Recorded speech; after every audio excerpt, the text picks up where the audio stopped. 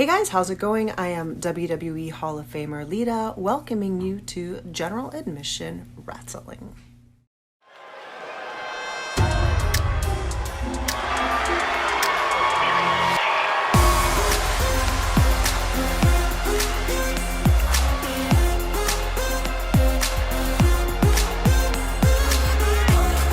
Hey ladies and gentlemen, welcome into Dark, once again from Atlanta. The final episode before Winterfest.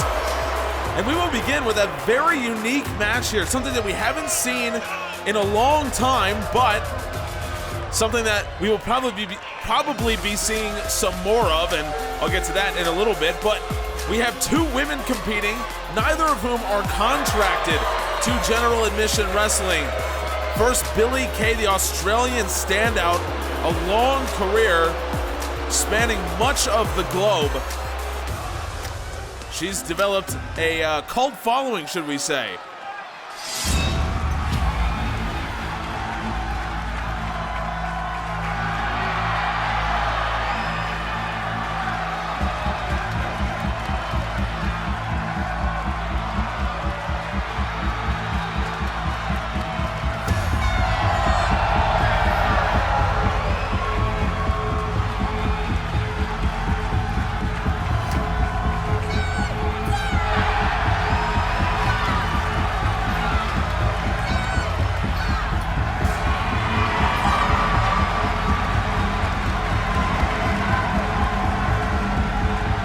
Talk about a globe-trotting star, Xia Li, out of China. She has fought basically everywhere that has a wrestling ring. Pretty sure if there were a wrestling ring on the moon, she'd be up there too. Incredibly talented martial arts practitioner. And obviously, you can see, very athletic, very springy, and very fundamental, and that has been one of the huge advantages that she has had over her long career. So this is the match that starts us off here on GAW Dark. Neither woman contracted to General Admission Wrestling, but it's something we used to see a lot of on Dark, and I imagine we'll be seeing some more. We have a huge announcement coming at Winterfest, and then you'll see why these are the types of matches that we'll probably start to see a little bit more as time goes on. Billie Kay with a big splash off the top rope. Kay's taking control. Kay nearly got her. This is all building up to the main event of this episode of Dark. Last week we saw Takahashi take on the underground legend Lancelot. Well, in this week's main event, we're going to get to see a special Storm versus Evolution match as two men who are preparing for the Challenger Briefcase Ladder Match throw down. Jackel takes on Bobby Fish.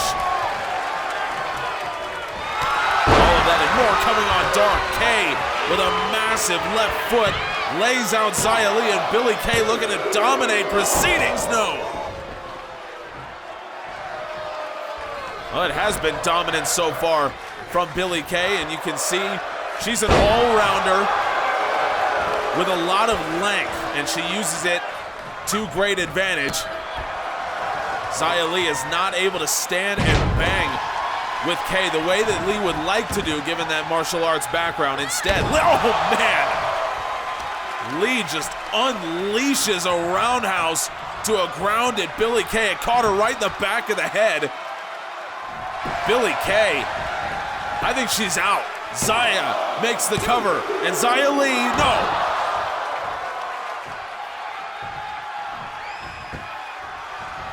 You know, something that we'd like to see a lot more of on Dark is the statistical side of professional wrestling. When it comes to Xia Li, I can tell you that is a 100% win. My God. Xia Li, I'm pretty sure she had about 4 offensive moves in this match, but 2 of them were roundhouses to Billie Kay's head. And when you are this good in the martial arts arena, when you are this balanced the way that Xia Li is, you only need the couple strikes. She made good, and look at that. Oh my God. That's a kick right to the back of the neck. Whiplashes Kay's head into the mat. And that didn't even do the job, although I think after that, the rest of this match was pretty elementary. Kay somehow manages to survive, but look at that roundhouse. Catches her side of the neck, back of the head, exactly where the opening was. And Xia Li, despite not being contracted to GAW, she now has a GAW win.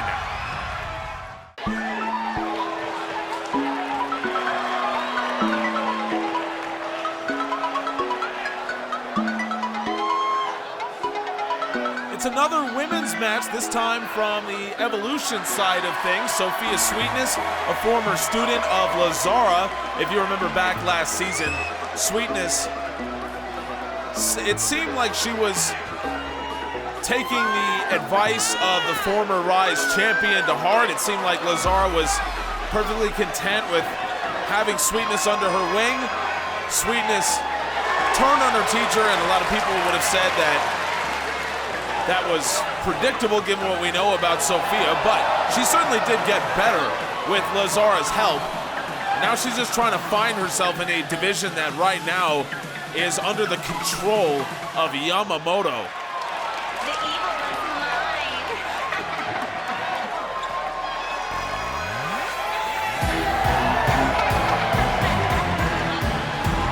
Welcome to my playground.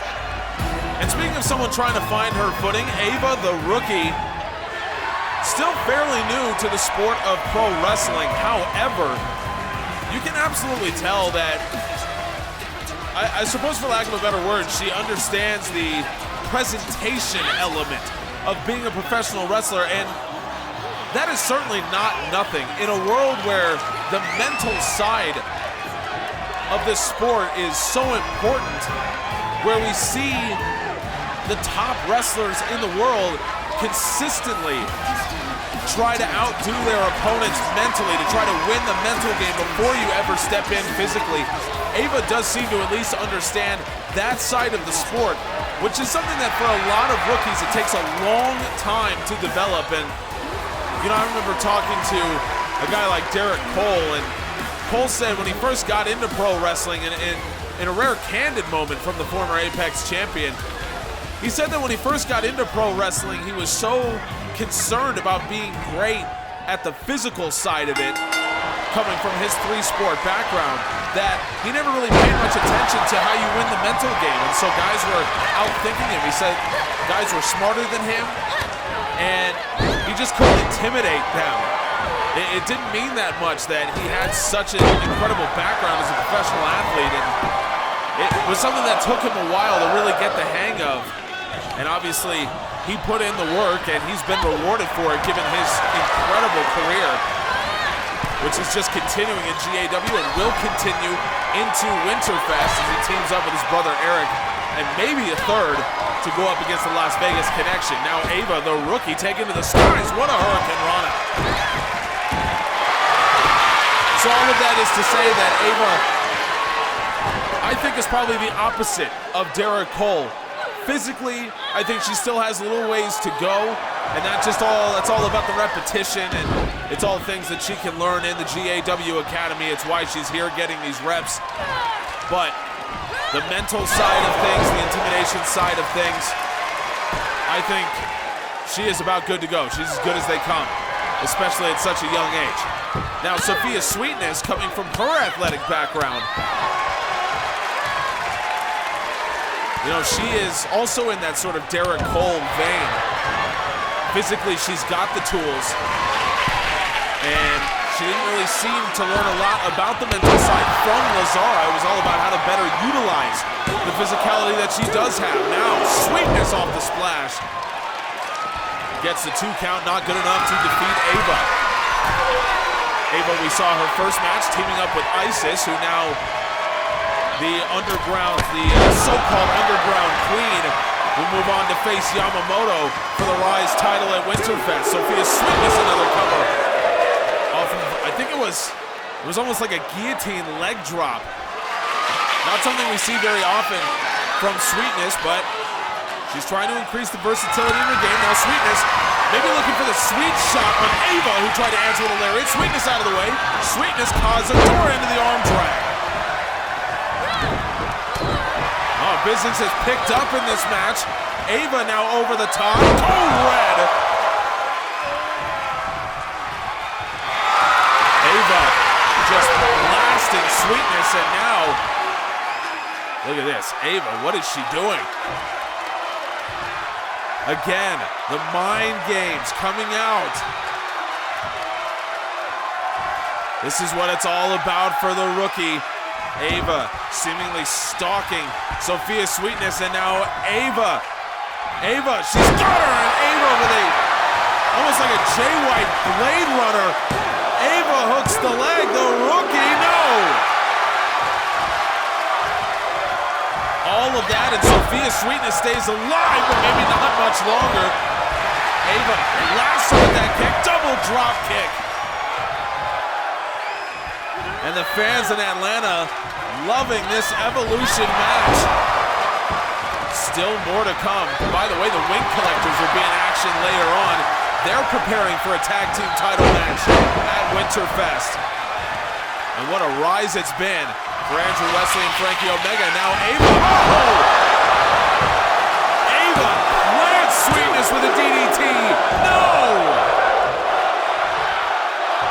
The fans in Atlanta going ballistic as the rookie, seemingly with two huge shots to win. Neither of them got the job. Now Sweetness twists the knee, and Sophia Sweetness going in, single leg crab. And we saw a time limit draw last week between Lancelot and Takahashi. This one about halfway there, but certainly at the pace that these women are fighting at, I don't imagine that it'll stay this way. I imagine we'll get ourselves a winner. You know, we saw the time limit draw between Igris and Yunson Park as well in the main event of Evolution.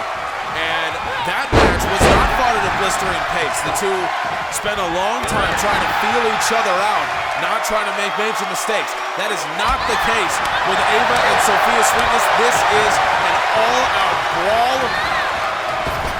The rookie, look at this. Sweetness comes all the way around for a DDT.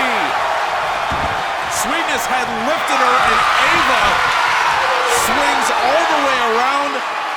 I said that she's got to work on the physical side of the sport, but it's that sort of thing that makes you think that Ava has a very bright future as a professional wrestler. And now we're gonna see it again. Ava once again. Ava takes Sweetness down. I think Sweetness's head caught the lower rope as well. No, how did that not get the job done? Oh my goodness, Sophia Sweetness. The Atlanta crowd losing their minds. Ava blasts her with the kick once again, right to the jaw. Now Ava with a neck breaker. Ava, oh my goodness. She's gonna go for it a third time. Ava out of the corner stalking. This will be the third attempt at this move, but Jay White calls it the Blade Runner. It's more effective for him. Let's see if third time's the charm for Ava. She does it again. And again, sends Sweetness into the bottom rope. Ava hooks the leg, and the rookie finally walks out of Atlanta with a win. What a contest.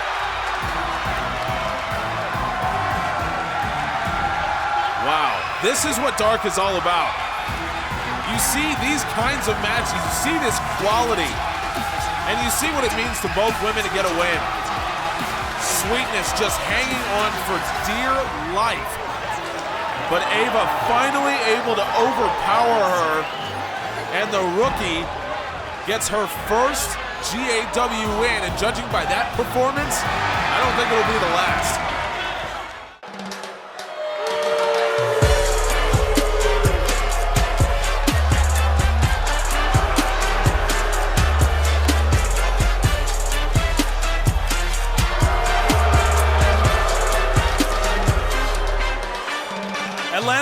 fans are now well acquainted with Angel Garza. They watched him in his tag team, La Rebellion, last week go down at the hands of Murphy and Blake. Well, now Garza taking to the ring alone in a singles match, and he will take on a representative of the black and gold. Garza incredibly successful in Mexico, but when you compete at this level, the margins for error are so thin. And by that I mean, it's just so difficult to adjust to different styles, even if you are a tremendous athlete. And make no mistake, Angel Garza most certainly is. But it's just hard to convert your style. You know, it's very hard to continue to evolve that way. And Garza, despite how good he is in Mexico, I mean, sometimes it's just the little things that throw your game off.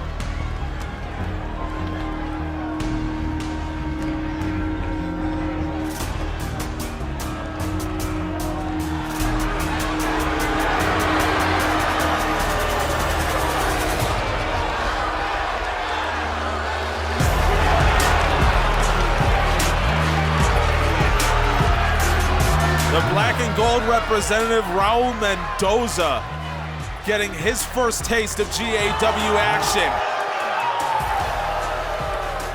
We saw Mendoza for the first time back at, I believe it was Battle at Broadway, when he and Phantasma and DJ Z cost Claudio Castagnoli an Intercontinental Championship, very possibly against Chris Sabin. Castagnoli has since made the challenge to Matt Riddle, the new Intercontinental Champion. Mendoza, one of the men that was involved, and now, after Phantasma lost his GAW debut, let's see if Mendoza fares any better. Garza hoping that he has the answer. Mendoza and Garza, they're very similar in terms of their backgrounds, their upbringings. Mendoza, though, kind of pulls himself up by his bootstraps type of guy, just in the sense that, he sought out the training that he needed and really improved himself. Meanwhile, Garza, part of a very famous wrestling family. And you can see how good Garza is. But that being said, Mendoza, you can see all of the effects of his training and how he wanted to improve himself, and now he's part of the black and gold as well. And we've heard Adam Cole say it on a number of occasions that when it comes to the black and gold, so much of it is iron sharpening iron. And Mendoza, he's already gotten better, having been involved with the quality of wrestlers that we see in the black and gold. Mendoza with a blistering pace against Garza. Now Mendoza follows him into the corner, and enziguri. Mendoza just blasted him, and Garza, thankfully for him, got his left hand underneath the rope. Referee was straight on him. Mendoza, kick to the gut, caught, but Mendoza answers back with a rolling soul butt straight to the abdomen. Now Garza to his feet. Mendoza off the middle rope. Frankensteiner and follows it up with a standing shooting star. I don't know how good of an athlete Mendoza was for his entire life. I don't know if he was born like this, but I think it's pretty safe to say that Angel Garza has more natural athletic ability, but Mendoza just has a work ethic that is tireless. And I know he's part of the black and gold, and he's obviously gotten involved in matches that did not involve him, and he's changed possibly the course of GAW championships. Snap German. But you got to acknowledge Mendoza can outwork anybody, and he's doing it here. Mendoza blasts Garza with that enziguri, but Garza survives.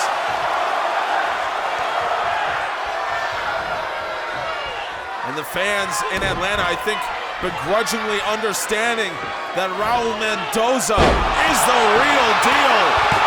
Mendoza with a pump handle, half Nelson driver, and he dominates his countrymen. A tremendous showing. Mendoza unstoppable.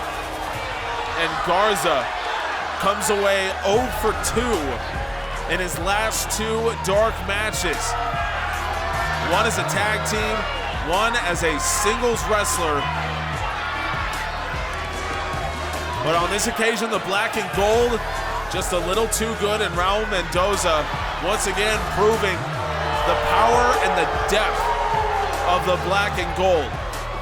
The real question is, are the black and gold still gonna have a world champion after Winterfest is over? Well, you have to subscribe to find out, I guess.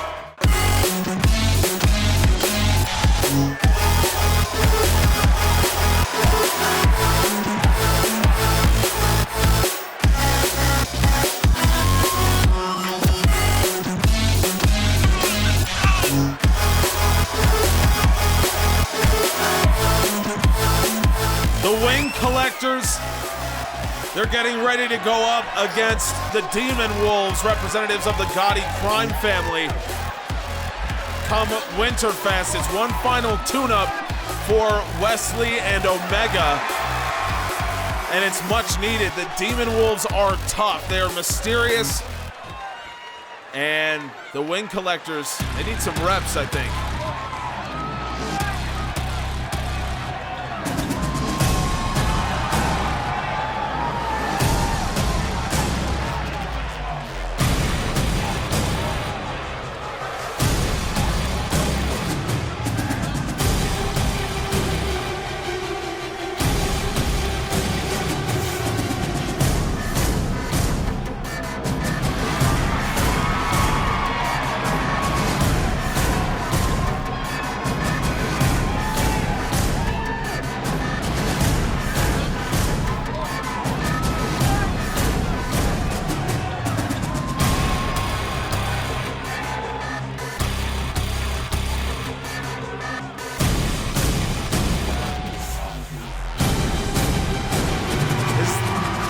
Well, this is unexpected. You see the man in the white suit in the background? That's Mr. Sinister.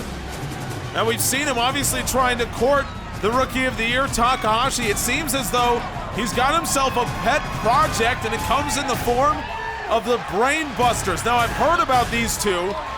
They've been making waves in the GAW Academy, and in fact were ranked by many of our coaches as the top up-and-coming tag team. You can see a great look at Ahmed there, Psycho, the other man. And Mr. Sinister seems to have taken charge of this promising young team. Well, this is not something that I was expecting to see, and the Wing Collectors, this could not be a better opportunity for them to get a tune-up heading in to face the Demon Wolves. First of all, the Brain Busters are fairly similar to the Demon Wolves construction in terms of, you know, how they attack and even the physicality of the two team members. But second off, I doubt the Wing Collectors know very much at all about the Brain Busters. Very few do. So this would not be something that they're very much prepared for. They're going to have to think on their feet. And that's going to be Andrew Wesley's specialty, and he's doing it right there. Wesley playing defense and playing it beautifully. Tag in, here comes Omega. Omega was the one who got the win for the Wing Collectors. Back on Evolution, now Ahmed tagging in for the Brain Busters. Ahmed obviously going to be a challenge to deal with for the Wing Collectors, given his size and his propensity to do the unpredictable. That time, Frankie Omega did predict what was happening. Now Omega off the springboard. Ahmed somehow ducks underneath it. measures in for this match at 6'9". This man is a monster. So I said that not many people know much about the Brainbusters, but over the GAW Academy, they've been making quite a name for themselves. And just to give you kind of a peek behind the curtain, I guess you could say. Oh my God. I don't know what that was from Frankie Omega. Never seen it from him before, but Ahmed absolutely stunned. And Ahmed needs to get a tag in. Wesley, it seems, is going to let him do it. That is tag team brilliance from Andrew Wesley. Although it backfired instantly from Psycho. So to give you a peek behind the curtain, the GAW Academy is, I suppose, not your normal wrestling school in the sense that you have lots and lots of different students that come in and, you know, some of them excel and all the rest. The GAW Academy is, I guess you could say, much more formal. So the way it works is you have a number of scouts and coaches that will evaluate new talent coming through, and of those that they like, they will admit them into the GAW Academy where you basically train full-time, more or less. And it's obviously bred incredible rewards, as Evolution can very clearly show you. But what it means is that there is constant competition because you are doing this for so much time and there's so few spots available, as Ahmed has the triangle choke locked in on Andrew Wesley. Wesley able to perch him up. Wesley, that is incredible strength from Andrew Wesley. So because of the way it's set up, there are constant rankings that come out from the GAW Academy, both internal and external, and in fact it might be something that, you know, we can make public to those of you who follow GAW. You'll have to let us know if that's something you'd be interested in.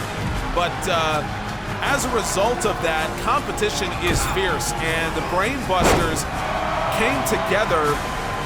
They did log some time on the underground as a team, so it's not as though they were completely new coming into the GAW Academy, but they were certainly still green, I guess would be the right word to use. But you know, you can see the level of cohesion they do have, and now making their professional GAW debuts, you can see why for much of the last year the Brainbusters have been recognized as the #1 tag team in the GAW Academy. Talking to the coaches over there, they say that the communication is excellent, the tag team savvy really betrays their inexperience, or really cuts against their inexperience. And on an individual basis, Psycho is a tremendous striker and fights with a lot of confidence, and you can't overestimate how important something like that is. Wesley springboards off. Wesley lines himself into the dropkick, and Wesley taking aim at Mr. Sinister, who got the hell out of there. Now Wesley locking up with Mr. Sinister. Wesley, I don't know what that was, but Wesley going after the manager of the Brainbusters, and it allows Psycho to get back in the match, but Wesley somewhat baited him into the reverse DDT. I don't know if Mr. Sinister's been trash talking Wesley or what the deal with that was, but he went straight after. And now Wesley gonna turn his attention back there. Wesley, backdrop driver on Mr. Sinister. Wesley obviously not happy with Mr. Sinister and how he's conducting himself. I don't know where that's coming from personally, but I don't know the whole story there. The referee chastising Wesley, telling him to get back in the ring. Wesley obliges. Now Psycho having to fight out of it, and Wesley avoids that super kick and transitions into the power bomb. Wesley off the double underhooks, and Ahmed from behind takes a swing. Out comes Frankie Omega. Obviously, oh no! Wesley was looking for an absolutely massive stomp. I think he was gonna send Psycho through the ring, but Psycho somehow, and that's also exactly what I was describing before, he fights with confidence, meaning that he has that all-important underground trait. He is unpredictable. And that's exactly what the GAW Academy values. It's a big reason why Evolution looks the way it does. And Psycho using that unpredictability and confidence to get the momentum back for the rookie team. Wesley catches Ahmed on the comeback.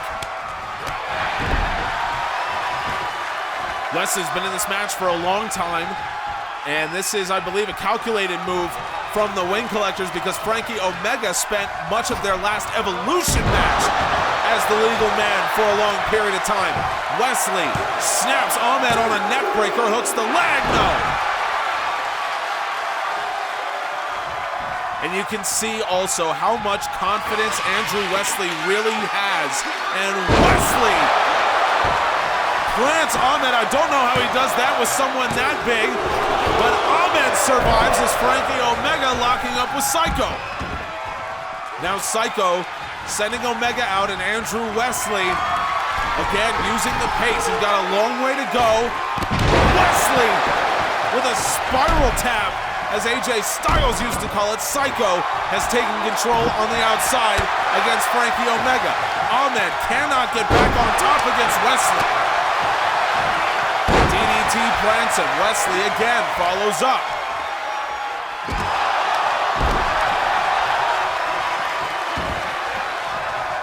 This is what makes the Wing Collectors so special. They think about these things. They knew that Frankie Omega had spent so much time legal in their Evolution match. They knew that Wesley was going to have to pick up the slack here against the rookies, and Wesley is most certainly doing it. Ahmed out of the ring, and boy did he need that. Wesley was coming in hot. Ahmed getting back in to lock up Wesley. Ducks underneath the strike. Wesley again playing defense. I don't know if a single strike has landed against Andrew Wesley yet today because his defense has been so good. The big boot from Ahmed is the great equalizer because you can see the size of him. A size 19 right into your mouth. Now Psycho, look at this. Double suplex. And the Atlanta fans, some of the smartest in the country, counting along. It's the Three Amigos for Psycho, a man who grew up idolizing men like Eddie Guerrero. Said that Guerrero is one of his favorites. In fact, the whole Guerrero family, and he was talking about the history of Chavo and talked about an episode of the old WCW Nitro from 1999 where he was talking about Chavo Guerrero being the backstage interviewer. Guerrero was out talking to a lot of the wrestlers on that occasion. Psycho is a student of the game. It's part of what makes him so confident. Wesley comes in and he's caught with a power slam by the massive Ahmed. And Ahmed, this is a mistake. I think a rookie mistake here. Ahmed had gotten the better of Andrew Wesley, but now he tags in Psycho, whom Wesley had dominated for much of the first half of this match. 10 minutes gone already. This isn't even our main event. Psycho with a big time thrust kick. But Wesley right back to his feet, and there's the toughness of Andrew Wesley. We've been so used to seeing it. Wesley rolls back into the head scissors. This is an Iron Man performance from Andrew Wesley, and exactly what we've come to expect from the Wing Collectors.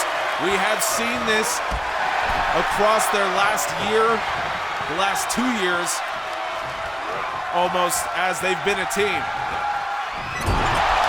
It was throughout the course of Season 2, Evolution's first season here on YouTube, that Wesley and Omega seem to agree that as singles wrestlers, they might be good. Wesley with a knee.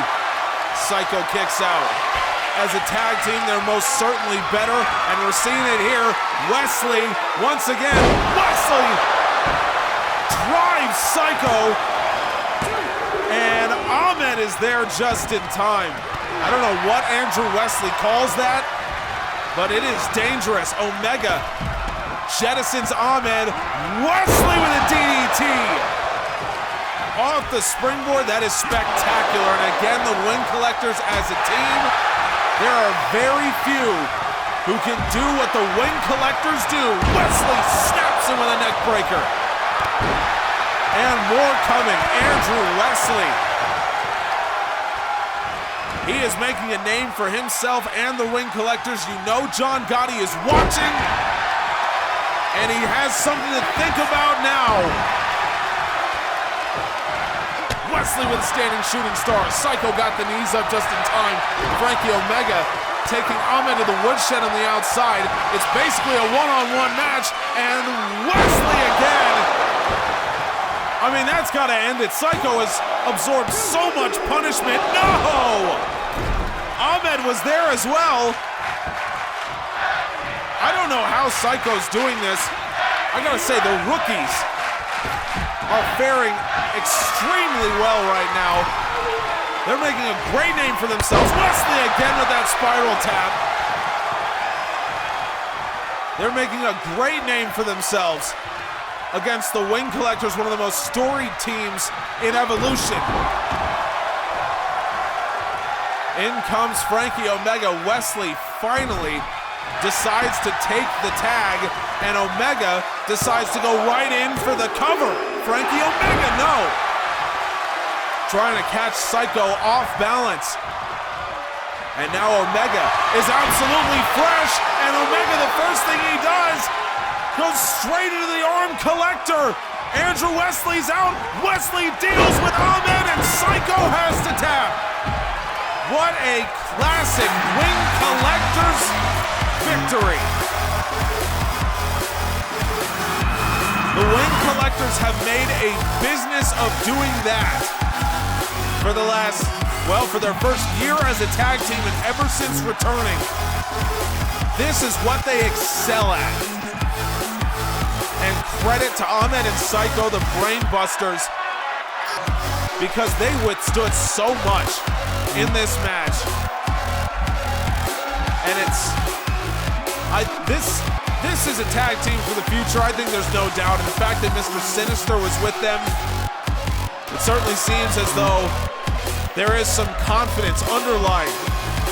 They're one of the top teams upcoming the GAW Academy, the seal of approval from Mr. Sinister, and they really pushed hard against the Wing Collectors. But on this occasion, it was Frankie Omega and Andrew Wesley that were just a little too much.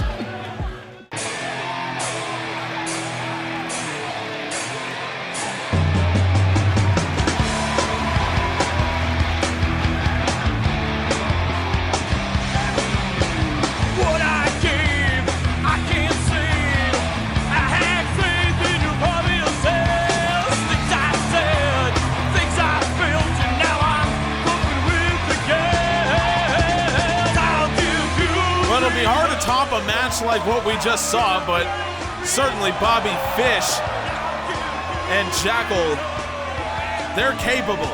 These are two men desperate for a win, I think mostly because of the momentum that it will give them going into the Challenger Briefcase Ladder Match. Bobby Fish was the first to punch his ticket to Winterfest.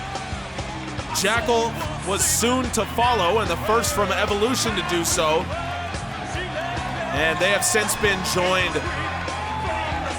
by 3 more men, and one is to follow. Storm's last qualifier will be on Friday.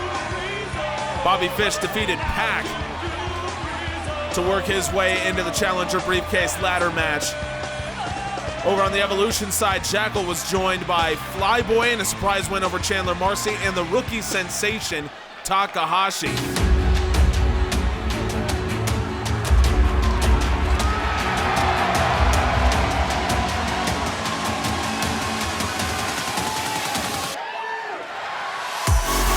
Fish will be accompanied by Damian Martinez, who won an incredible qualifier this past Friday. So again, still one more to go.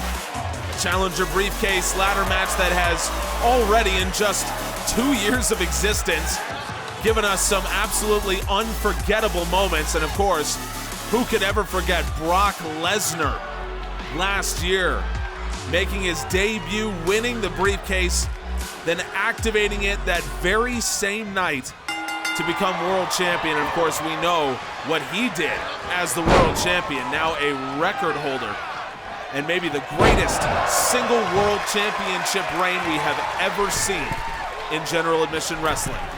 Jackel, Bobby Fish is close, and Jackel didn't get much of him, but almost like a moonsault headbutt. You know, we talked about the confidence of Psycho in the last match. If Psycho was confident, then Jackel, I mean, he makes him look like Milton from Office Space. Jackel's confidence is just, it's in another world, and we're seeing it here because how else could you do things like that if you're not confident in yourself and your abilities? Jackel has basically spent half this match already in the air. It's exactly what he wants to do. Jackel again with an incredible Phoenix splash. He was like 38 feet in the air. Pretty sure you have to buy a plane ticket if you're gonna get that high. Bobby Fish, though, survives, and this is going to be two entirely different points of attack. Jackel will try to take to the air at all available opportunity. Meanwhile, Bobby Fish will grind him down. It's going to be the submissions. It's going to be the strikes. And Fish, you can see everything he does. It's so calculated. Look at his forearm grinding against the jaw. It makes your cheek contact your teeth. It's incredibly painful. Bobby Fish with a spinning dropkick. That's actually how he beat Pac to win his qualifier match, although admittedly against Pac there was a lot more damage done. Now Fish gonna go in. I think he might have been looking for that fish hook. One of the most dangerous submissions in wrestling. Instead, Jackel up to his feet. Jackel over the top. Jackel with a sliced bread, and now he hooks the leg, and just like that, Bobby Fish kicks out.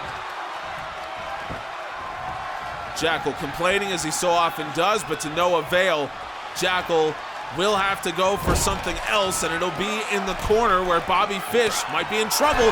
Fish fights his way off the top rope, and God knows what Jackel might have done from up there. Instead, Fish with like a T-bone suplex straight into the turnbuckle, and now Bobby Fish, that kickboxing MMA instinct taking over. I told you he's going to want to try to grind this match down. These two will meet again at Winterfest, and the ladder match is exactly where Jackel is going to want to be. That is where Jackel will excel. But Bobby Fish, he's a competitor, he's a grinder. Don't ever count him out, even if his skill set doesn't necessarily match what we would expect out of a ladder match participant. Now Jackel gets him up under the shoulder and just brings him down right into the knee. I guess if you don't feel like jumping to land a big knee strike, I guess that's one way to do it. Cover here from the man from Evolution, and Bobby Fish reaches out just in time, grabs the rope. Good spot from the referee. Jackel again voicing his complaint, although this time he doesn't waste much time. Bobby Fish up against the rope. Now Jackel, Irish whip off. Fish catches the rope, and he's caught with a Jackel's ending. We're seeing it more and more from Jackel, and he hooks the leg. Jackel! What a performance. And that's exactly what Jackel needed to do with the ladder match in his sight. This is a huge momentum boost, and the way he did it as well. A Jackel's ending. One of the most dangerous moves, and Jackel, for so much of season 2, he really kept that in his arsenal. And now it has well and truly paid off. Jackel using it more and using it to great effect. And what a big momentum booster as we head into Winterfest. Folks, thank you all so much for joining us here on Dark. Still one episode of Friday Night Storm to come before Winterfest kicks off. I hope we'll see you all there. Make sure you join the Discord. Check us out on Spotify. All that good stuff. We appreciate you.